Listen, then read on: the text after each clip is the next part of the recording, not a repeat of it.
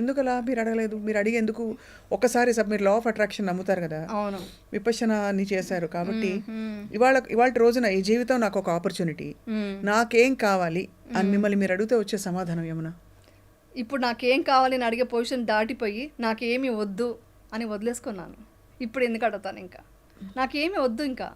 నాకు నగల మీద, చీరల మీద ఇప్పుడు ఏదో వచ్చానంటే ఇంటర్వ్యూ కోసం నేను ఇప్పుడు సన్యాసం గెటప్ వేసుకుని ఏదో ఒక వేసుకొని వస్తే మీరు డిస్టర్బ్ అవుతుంది. నాకు డిస్టర్బ్ చేయడం ఇష్టం లేదు. కాబట్టి ఏ ఫంక్షన్కి వెళ్ళినా అలా రెడీ అవుతాను. కానీ కొంతవరకు నాకు జ్యువెలరీ మీద ఇంట్రెస్ట్ పోయింది.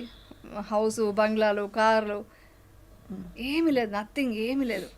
ఉన్నది ఉన్నట్టుగా లైఫ్ని చూస్తూ ఓకే ఇది దక్కిందా ఈరోజు, ఓకే నాకు ఈ ఫుడ్ దొరికింది, ఈ ప్లేట్లోకి నాకు ఈరోజు ఈ ఫుడ్ వచ్చిందంటే దీని వెనకాల ఎంతమంది ఒక గ్రాటిట్యూడ్తో నేను భోజనం చేయాలి. నాకు కావాల్సిన 2 పూట్ల భోజనం అండి. నాకేం కావాలని అడిగారు కదా, నాకు కావాల్సిన 2 పూట్ల భోజనం, మేము మెడిటేషన్ చేసుకోవడానికి ఒక ప్రశాంతమైన ఒక ప్లేస్, అంతే. ఇంకేమీ కోరికలు లేవు. అందుకే హ్యాపీగా ఉన్నాను అసలు. అది మోస్ట్లీ నాకు ఇవన్నీ నాకు ముందే తెలియాలని ఉన్నట్టుందండి. అందుకే నేను ఇప్పుడు ఒకటే అనుకుంటా, ఈ ఎన్ని ప్రాబ్లమ్స్ అంతా వచ్చేదంతా మనం ఇవన్నీ తెలుసుకోవడానికే అనిపిస్తుంది నాకు. లేకుంటే ఏమి తెలియకపోతే, నాకు కష్టమే తెలియకపోతే నేను ఎందుకు బుద్ధుడి మార్గంలో వచ్చి ఉంటాను? నేను ఇది ఈ మార్గంలోకి ఎందుకు వచ్చి ఉంటాను? ఇంత డీప్గా ఎలా వెళ్ళగలను? ఒక్క 10 days కోర్స్లోనే నేను ఏమంటారు చాలా డీప్గా వెళ్ళిపోయాను.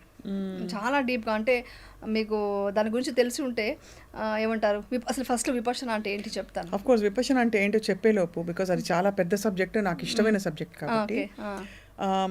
అసలు ఫండమెంటలీ ఒక కోర్ ఏరియా, ఇప్పుడు ఫర్ ఎగ్జాంపుల్ ఎవరైనా వచ్చి మీ చీర ఎర్రగా ఉందని అనుకోండి, మీరు బాధపడరు, ఎందుకంటే అది ఎరుపు కాదు, అది వైలెట్ అని మీకు తెలుసు కాబట్టి. ఇక్కడ స్త్రీలకు సంబంధించి కోర్ ఏరియాస్లోనే ఎప్పుడు కూడా ఎవరైనా అవమానిస్తారు, మాటలు అంటూ ఉంటారు, కోర్ విషయాలు.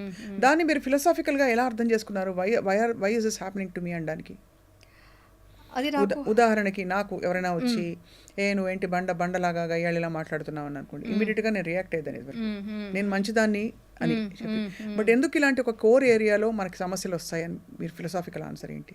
అంటే ఇప్పుడు వాళ్ళ నాలెడ్జ్ అంతే ఉంది, వాళ్ళ నాలెడ్జ్ ఆ లెవెలే ఉంది. ఇప్పుడు ఎగ్జాంపుల్కి ఇప్పుడు నేను యాక్ట్ చేస్తున్నాను ఇలాగ, ఇప్పుడు ఎగ్జాంపుల్కి మేకప్, ఇప్పుడు నేను విపర్శనకు వెళ్ళినప్పుడు కూడా ఎవరు అన్నారంట, ఆవిడ ఏంటి 10 days వచ్చేసారు వెళ్ళిపోతారు, వాళ్ళు ఎంత చేయరు వీళ్ళంతా, అంటే సినిమాలు కానీ సీరియల్ కానీ వాళ్ళకి ఇంకేమీ స్పిరిచువల్గా ఉండదు, వాళ్ళకి ఒక్కొక్క సంస్కారం ఉంటుంది, వాళ్ళకి ఒక స్ట్రాంగ్ మైండ్ ఉంటుంది, అంతా ఏం అర్థం చేసుకోరు. సో వాళ్ళ మైండ్ సెట్ అంతే, వాళ్ళ ప్రపంచం చూసింది ఆ కోణంలో చూశారు. వాళ్ళ కోణానికి వెళ్ళి నేను ఆన్సర్ చెప్తే నేను ఆ లెవెల్కి వెళ్ళిపోతాను. సో మనం అప్పుడు ఆన్సర్ చెప్పకూడదు. సో మనం ఏంటో మనకు తెలుసు కదా. ఒక్క స్మైల్, ఎంతో రాజ్యాన్ని వదిలేసి సంసారాన్ని వదిలేసి వెళ్ళి సన్యాసం తీసుకున్న బుద్ధుడికే తప్పలేదండి అపనిందనరు. ఆయన మంచి కోరి ప్రపంచానికి మంచి ఒక విద్యను ఇస్తుంటే ఆయనకే చాలామంది ఆయనకి ఎలాగ ఆయన ఇది చేయాలని చెప్పేసి ఒక అపనిందలను దాని మీద మోసేయడానికి ట్రై చేశారు. ఆయన అప్పుడు కూడా జస్ట్ మిత్తా ఇచ్చారు, ఒక స్మైల్ ఇచ్చారు, దానితో ఆయన సక్సెస్ఫుల్గా ముందుకు వెళ్ళిపోయారు అంతే. ఏ రోజు బాధపడలేదు. నేను ఆయనే అండి ఇన్స్పిరేషన్, నాకు ఇన్స్పిరేషన్ అంతా ఎవరంటే ఇప్పుడు ఆయనే. ఇప్పుడు మీరు అనేది ఏంటంటే అంత కష్టం వచ్చుండకపోతే బహుశా మీరు ఈ మార్గం వైపు చూసేవారు కాదు, మేబీ ఇంతటి ఒక విషయం ఉందని తెలుసుకునేవారు కాదు, ఇంత విషయం ఉందని తెలిసేది కాదు. మెడిటేషన్ చేశాను అంటే చెప్పడం ఈజీ అండి, ఏముంది మెడిటేషన్ కూర్చుంటా కొంచెం థాట్ ఎలా వెళ్తుంది, ఒక 15 minutes చేస్తాము, అది కాదు కదా. టోటల్గా ఒక నిర్వాణ స్థితికి వెళ్ళే లెవెల్కి ఒక పొజిషన్కి ఒక భంగా వెళ్ళి ఒక టోటల్గా ఏమీ లేదు, నథింగ్, ఇవన్నీ వచ్చేసి ఇంపర్మనెంట్ అని తెలుసుకోవడం ఉంది కదా, అది చాలా గొప్ప విషయం. నాకు అర్థమైంది, నా అదృష్టంగా భావిస్తాను. నిజంగా విపర్శన చేసేవాళ్ళు చాలా అదృష్టం ఉంటేనే చేస్తారు. అవును, అంత కఠోరమైన ఒక సాధన అది చేసామంటే ఒక అదృష్టం ఉండాలి. సో విపర్శనకు అసలు ఎలా ఇంట్రడ్యూస్ అయ్యారు మీరు? విపర్శనకు మా అమ్మాయి వెళ్ళింది ఫస్ట్ మీ అమ్మాయి, మా పెద్ద అమ్మాయి వెళ్ళింది. విశిష్టకి ఎవరో చెప్పారంట, తనకి వచ్చి నేను ఎప్పుడు బుద్ధ అని చెప్పేది, అంటే నాకు తెలియకుండానే నేను బుద్ధుడికి ఇదిగా డివోటీగా ఉన్నాను, నేను అంటే ఇష్టపడుతూ ఉన్నాను, బుద్ధుడు చెప్పే మాటలు నాకు నచ్చేదనమాట. ఆయన ఎప్పుడు చెప్తారు కదా, దుఃఖం బయట లేదు మీ లోపలే ఉంది, మీ లోపల కరెక్ట్ చేసుకోండి, దుఃఖం బయట నుంచి ఎందుకు చూస్తారు అని చెప్పేవాళ్ళు. అది చెప్పేదాన్ని, ఈవెన్ టీఎన్ఆర్ ఇంటర్వ్యూలో అంతా అదే చెప్పాను, బట్ డీటెయిల్గా నాకు తెలియదు. ఇది మా అమ్మాయి వింటూ వాళ్ళ ఫ్రెండ్స్ చెప్తుంటే అసలు విపర్శనకు వెళ్లకుండా ఇవన్నీ మాట్లాడుతున్నారు ఏంటి అన్నారంట. అప్పుడు మా అమ్మాయి నేను విపర్శనకు వెళ్తున్నాను బుక్ చేసింది. చేశాక నేనే డ్రాప్ చేయడానికి వెళ్ళాను. చూసి అమ్మో 10 days ఫోన్ లేకుండా ఎవరితో మాట్లాడకుండా నోబెల్ సైలెన్స్తో ఇలా ఉండి ఇక్కడ చేయాలా, ఇదేదో రూమ్ వచ్చారు, ఇక్కడ భోజనం చేయాలి, ఇక్కడ పడుకోవాలి, మార్నింగ్ 4:30కి లేచి వెళ్ళాలి, మార్నింగ్ లేవడం ఓకే కానీ ఇలా ఎలా ఉంటాము ఇలా మాట్లాడకుండా ఎవరితోనూ, నా వల్ల కాదు అని కూడా వీడియో పెట్టాను. యాక్చువల్లీ చెప్పాను, వీడియో తీసి స్టేటస్లో కూడా పెట్టేశాను, నా వల్ల కాదని. 10th డే మా అమ్మాయి ఇది చేసి వచ్చిన తర్వాత చాలా చేంజెస్ కనిపించింది మా అమ్మాయిలో. అలా కూర్చోగానే 10 మినిట్స్లోకి మేము మెడిటేషన్లోకి వెళ్ళిపోయేది, రిలాక్స్ అయిపోయి పడుకునేసేది. ఏంటి ఇంత చేంజ్, సడన్గా ఎప్పుడు 12 అయినా కానీ పడుకోదు నైట్, నేను మెడిటేషన్ చేయాలి మార్నింగ్, నేను పడుకోవాలి, నువ్వు వెళ్ళు ప్లీజ్ అనేసి పడుకునేదనమాట. నాకు ఎందుకో నచ్చి అప్పుడు నేను విపర్శనకు వెళ్దామని డిసైడ్ అయ్యి నేను బుక్ చేసుకున్నాను. వెళ్ళేటప్పుడు చెప్పింది, చాలా కష్టమైన సాధన నువ్వు చేయాలి అంది. మనం చాలా స్ట్రాంగ్ కదా కొన్ని విషయాలు, అది ఏంటో తేల్చుకునేంత వరకు మనం రాకూడదు అనుకుంటాం. ముందు నుంచే నేను కొంచెం బాడీ ఫిట్నెస్ అంతా చేసుకొని కొంచెం నార్మల్ మెడిటేషన్ కొన్ని చేసుకొని, నాకు హిప్నాటిజం వచ్చు కదా, సో హిప్నాటిజం అనేది చేసుకొని వెళ్ళాను. ఇవన్నీ అంతా పక్కన పెట్టమన్నారు. ఇవన్నీ పక్కన పెట్టి ఏమీ లేకుండా మైండ్లో ఏమి ఇది పెట్టుకోకుండా రండి అన్నారు. వెళ్ళిన తర్వాత ఒక్కొక్క రోజుకి ఒక్కొక్క చేంజెస్ వస్తుంటే. దేవన్ ఎలా ఉండేది మీరు వెళ్ళినప్పుడు ఫస్ట్ టైం? మీ వారు ఎలా అసలు ఒప్పుకున్నారు? ఓకే అంటే పాప ఇప్పుడు అనరు, మా వారు వచ్చి నువ్వు ఏం చేస్తావన్నా రైట్ అండి. అదొక్క నేను చేసుకున్న అదృష్టం ఏంటంటే, నేను విపర్శనకి వెళ్తానా వెళ్ళు, నేను హిమాలయకు 1 month వెళ్ళిపోతానా వెళ్ళు అంటారు. అసలు ఏ మాత్రం ఇది లేదు నాకు. అదొక్క గ్రేట్ విషయం అసలు మా ఆయన విషయంలో. చాలా గ్రేట్ అండి, చాలా మంచి ఎలాంటి సపోర్టివ్ హస్బెండ్ ఉండడం అనేది. నేను ఇన్ని రోజులు ఇలా వర్క్ చేస్తానంటే బికాస్ ఆయన సపోర్టే కదా. ఆయన సపోర్ట్ లేకపోతే ఇన్ని రోజులు నేను ఫ్యామిలీ ఏది లేకపోయినా ఏమన్నా ప్రొటెక్టివ్ గా అయినా ఉంటారు. చాలా అయ్యో వెళ్ళి ఎక్కడి కష్టంలో ఇరుక్కుంటావో, కష్టం నుంచి బయటకు వచ్చావు, ఇంటి పట్టు ఉండని చెప్తారు అట్లీస్ట్ ఏది లేకపోయినా.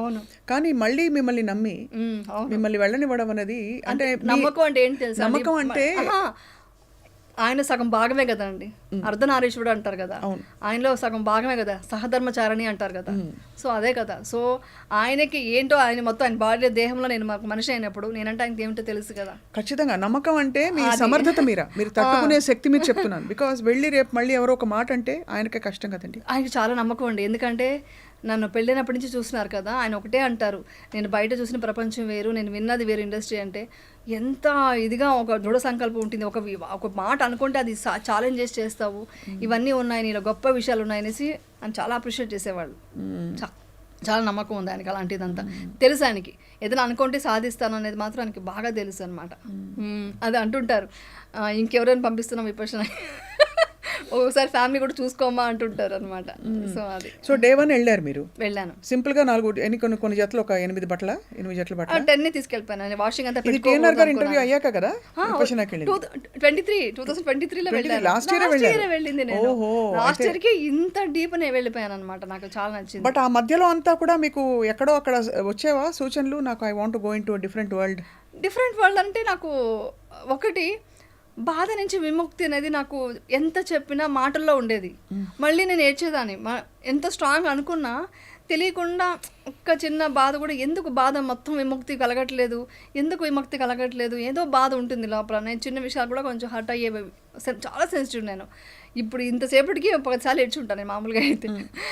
సో అంతా ఉండేది, ఆ పెయిన్ ఉండేది. ఎక్కడో ఏదో తెలుసుకోవాలి, ఇంకేదో ఉంది లైఫ్లో, ఇది కాదు. నాకు ఏదైనా సక్సెస్ వచ్చినప్పుడు నువ్వు అచీవ్ చేసావని మా ఇంట్లో అంటే సరిపోదు, ఇంకా ఎదగాలి. అంటే ఎదగాలంటే దురాశతో కాదు, సరిపోవట్లేదు, నేను పడ్డ అవమానానికి ఇంకా ఎదగాలి, నేను ఇంకా పైకి వెళ్ళాలి అన్న ఒక కసి ఉండేది, ఒక కోపం అనుకోండి. ప్రపంచం మీద చాలా కోపం ఉండేది నాకు. ఆ కోపం సహజం కదా, చాలా కోపం ఉండేది. ఎవరు నన్ను అర్థం చేసుకోలేదు, మన సైడ్ నిలబడలేదు అనే కోపం చాలా ఉండేది. ఆ కోపం వచ్చి అది మోస్ట్ విపర్శనకి దారి తీసినట్టుంది. అసలు చాలా మిరాకల్స్ ఉన్నాయండి అసలు ఆ విపర్శనకి వెళ్ళడం కానీ ఇది కానీ. సో అలా వెళ్ళాను అనమాట.